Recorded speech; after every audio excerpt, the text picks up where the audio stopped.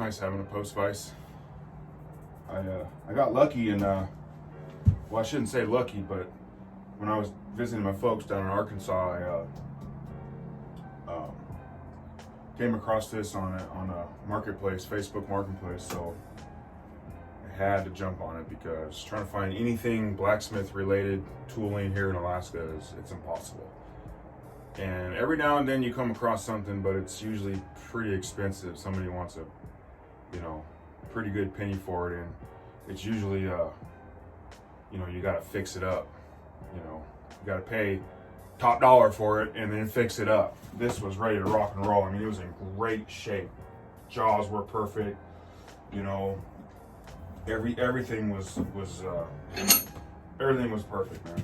Literally all I had to do was bolt it up to my table, and that was it.